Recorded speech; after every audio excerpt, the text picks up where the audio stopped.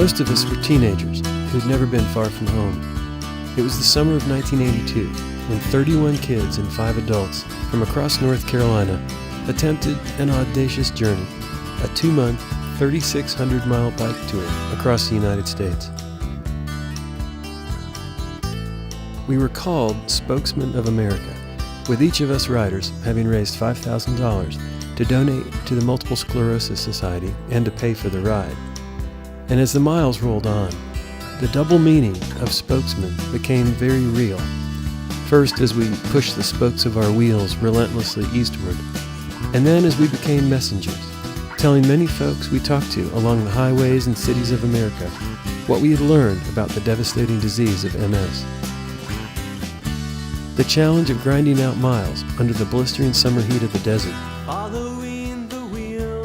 the immensity of the Rocky Mountains, the expanse of the Great Plains in the Midwest, and the undulating intimacy of the Appalachian Mountains became the always changing backdrop of friendship, hardship, and beauty.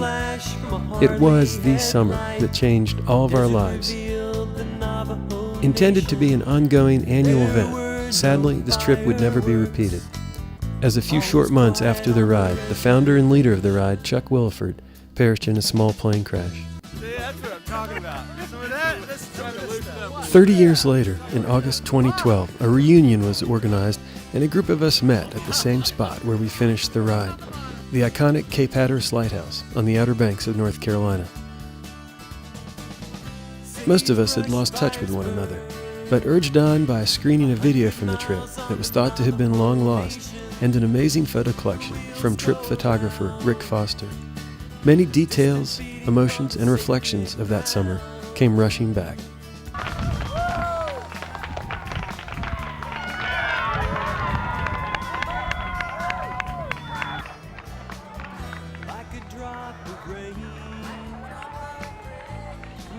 I'd forgotten about how fast we all ran to the ocean. I know, I was running, all I was thinking about was getting the picture because I knew somebody was going to go in the ocean, but I never realized how much of a scramble it was. It looked like a couple of them almost crashed trying to drop their bikes and run. That was one of the best moments of the whole video for me. You know, you accomplish something like that, you feel like Superman. You feel like you can do anything. Can you?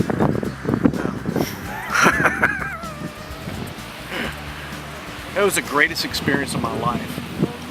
Probably another day goes by where something from that trip that popped into my mind, or the challenge that we took on and that we met it,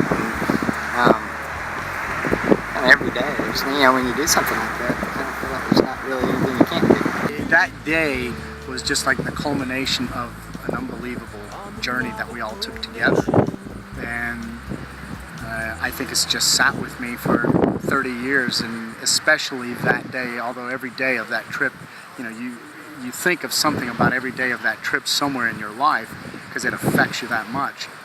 But that day was just something so special in my life that I'll never forget. Best experiences were the people that we met out there, people that were interested in what we were doing and willing to take us in and even feed us and house us and help us in every way.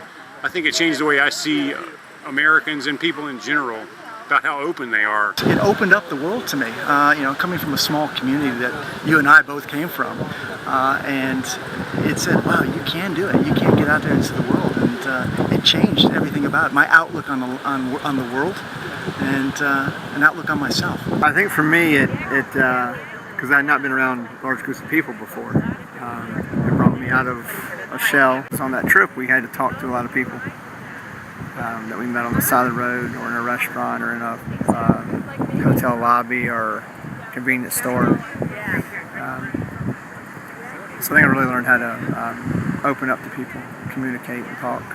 I think as I was biking, I came to the realization that you can accomplish anything in this world that you want to do.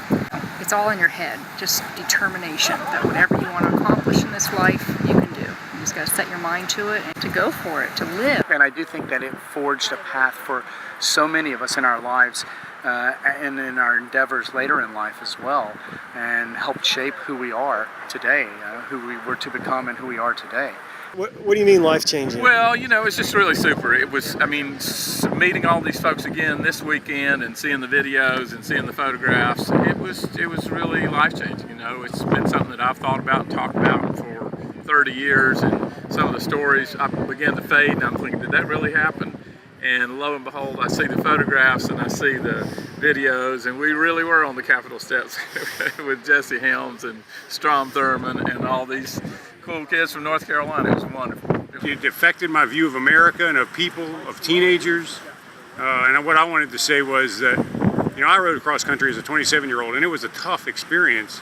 And then when I think about the riders that were teenagers, what they did even before the ride began, having to meet with the people in the community, work so hard to raise all that money, that alone was a tough experience. And then at that age to ride across country, I'm just totally in awe of that, just totally.